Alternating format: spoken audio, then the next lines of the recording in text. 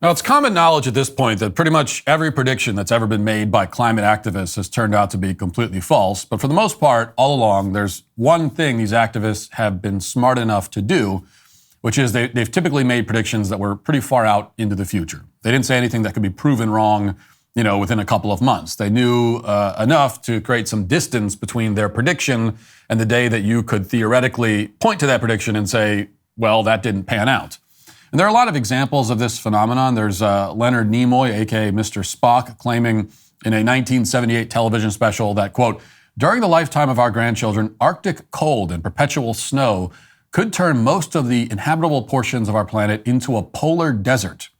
Now, that TV special was called The Coming Ice Age. And of course, by the time Mr. Spock's prediction was falsified, he was near death. So no one was going to hold him accountable or say, I told you so, when he was on his deathbed, which I guess is sort of understandable. Then there was that infamous 1989 article from the Associated Press citing a senior UN environmental official saying that, quote, entire nations could be wiped off the face of the earth by rising sea levels if the global warming trend is not reversed by the year 2000. Now, again, they're putting some distance between the prediction and the time when you can prove that the prediction was wrong. A NASA scientist did the same thing in 2006 when he told NBC News that, quote, the world has a 10-year window of opportunity to take decisive action on global warming and avert catastrophe. More recently, of course, Greta Thunberg got in on the action in 2018 when she claimed that, quote, a top climate scientist is warning that climate change will wipe out all of humanity unless we stop using fossil fuels over the next 5 years. Now, in all these cases, the climate predictions weren't even close to being true. Reality disproved all of them.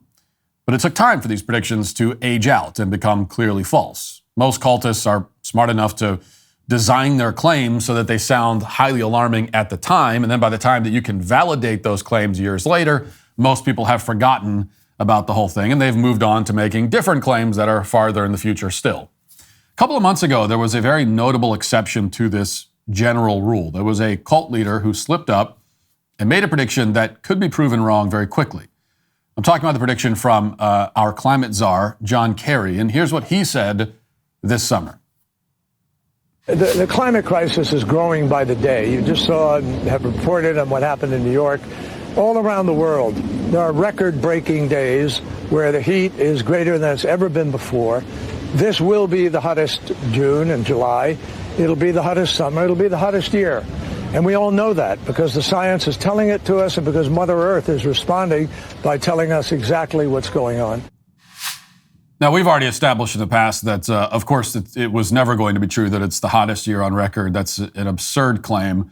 Or even, what they've actually said is it's the hottest year, period, for the planet Earth, which, even if that was true, there would be no possible way to verify that because we don't have records of what the temperature was on a daily basis going back thousands and millions of years. But if you try to fact check that claim from John Kerry, you'll find a bunch of articles declaring that he was right. They'll say this is indeed the hottest year ever, and it's all because Mother Earth doesn't like your truck or your grill or the way you vote. None of these articles will mention the recent volcanic eruption in the Pacific Ocean, which we've talked about, that blasted a huge plume of water vapor into the atmosphere. They won't tell you how that likely trapped heat and raised the global temperatures.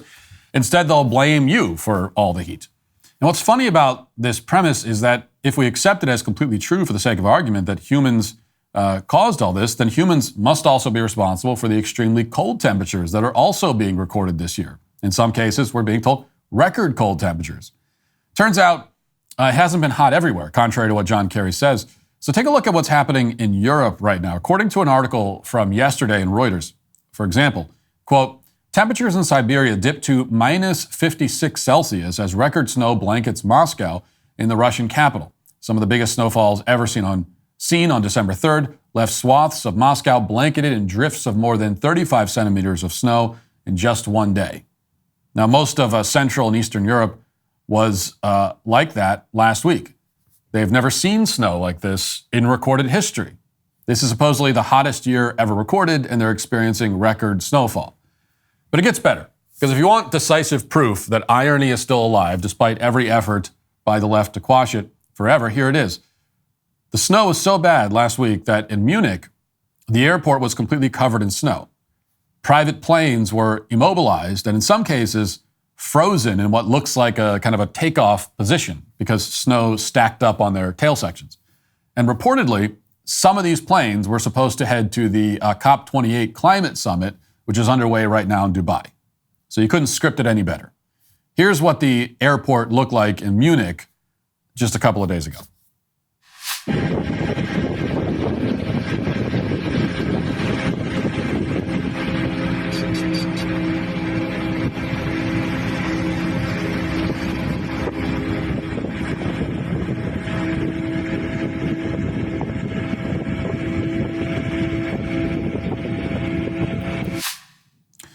So private jets are frozen on their way to the climate summit where the owners of the jets want to lecture you about the evils of global warming.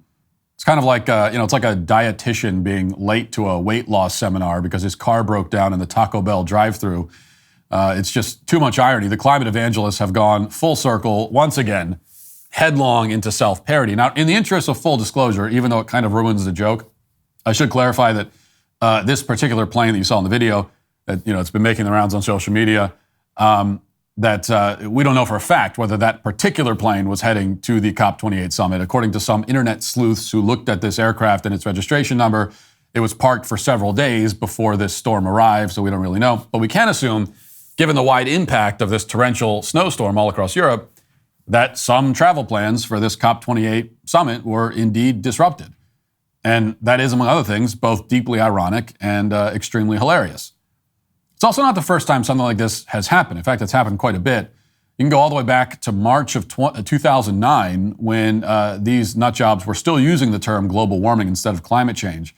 And they held a big rally in the nation's capital. They were there to complain about how hot the world was getting, because apparently warming climates is always a bad thing, even though it often makes it easier to farm in huge portions of the world and has many other benefits, but never mind that. These climate activists gathered in Washington, D.C. to send the message that the world was getting way too hot. And if you don't recall this, right on cue, a historic snowstorm completely shut down the whole protest. Let's watch that and remember together. On behalf of the Speaker of the House, Nancy Pelosi, and the Democratic leadership, I want to say thank you for bringing the reinforcements around the country so we can get the job done this year. We've been corrupted by this dirty, filthy industry. How come we can't do this event in August when it's nice and warm out? I have no answer for that question. Do you think we should try to make this event like in August when it's really warm? Well, August in D.C. is pretty miserable as That's well. what I'm saying. So then you could give in to every congressman to support global warming legislation. Don't you think that they should maybe do this in more temperate climates? Well, it was warm when we got here. Right. And I would hope that our politicians really understand that weather is different from climate. Right. And just because you have a snowstorm doesn't mean that global warming isn't happening. But you have to admit, it sort of screws up the photo up a little bit. It's kind of ironic. Do you think it'd be a better idea to do this in August? Maybe. It's a little chilly I mean, it's right now. burning in August in We're D.C. from Vermont, and so we're used to this weather. I bet the majority of these people are actually happy about the weather, because then it gives them an opportunity to show how, devoted they are to the cause. There was so much snow that the solar panels on Greenpeace's truck were totally snowed over. So the solar panels on the Greenpeace truck, which read, "America can stop global warming," were frozen over, I guess proving that we can. I don't know. And it's a remarkable clip for so many reasons. For example, you also heard the now familiar retort from one of the climate activists in that clip, and she insists that, quote, "Weather is different from climate. Just because you have a snowstorm doesn't mean the warming isn't happening." That's an important line, and again, a very familiar one. We hear this all the time now, that weather is not the same as climate. So when they talk about climate change, it's not about weather. But that's totally false, of course. The literal dictionary definition of climate is the weather conditions prevailing in an area in general over a long period. So that's climate is the prevailing weather conditions. That's what the climate is. So saying that weather is different from climate, it's like saying water is different from H2O. It just doesn't even make any sense. And to the extent that it does make sense, it's not true. And you can tell the woman doesn't really believe it. You can tell she has no idea what it's supposed to mean, because she laughs, a few seconds later about what she's saying. But it lets her reconcile the fact that her beliefs are being contradicted by reality right in front of her. gives her something to say in a desperate attempt to avoid complete humiliation. And that clip, in retrospect, belongs in kind of a time capsule because it marked one of the last times that climate activists would ever talk about global warming with a straight face again. That was sort of the end of global warming, unofficially. And they transitioned very soon afterwards to exclusively talking about climate change instead of global warming. And the reason is obvious. Climate change gives them a catch-all that they can always blame in any context. They don't have to risk any more embarrassing photo ops where they're whining about global warming as they're being pummeled by snow. When the villain is climate change, then you can complain whether it's hot or snowy or doesn't matter. Whatever is happening, it proves your claim. That's the advantage of talking about climate instead of warming. Climate change is proven no matter what happens. It is unfalsifiable, which is also why it's false. Unfalsifiable theories are, at best, useless theories, but are also false. As the holiday season unfolds, it's a time of joy, gratitude, and reflection. In the midst of the festivities, consider taking a moment to reflect on the digital footprint that accompanies you throughout this season. Think about all the information on your phone, from anything you search, your location, to the websites you shop at, and more. Companies can then legally gather this information and sell your data for profit. That's why you need to do what I do and keep your data private with ExpressVPN. ExpressVPN is an app on your phone or computer that encrypts all of your online traffic, so whatever you do stays private. If you think incognito mode will stop people from tracking your online activity, think again. When you read the fine print that appears when you start browsing in incognito mode, it says that your activity might still be visible to your employer, your school, or your internet service provider. Without ExpressVPN, every site you visit could be logged by the admin of that network. We love using ExpressVPN because of how easy it is to use. The app has one button. Once you turn it on, you're protected from prying eyes. It's as simple as that. The Daily Wire has partnered with ExpressVPN to get you a special holiday offer. Go to expressvpn.com/Walsh right now and get 3 extra months free.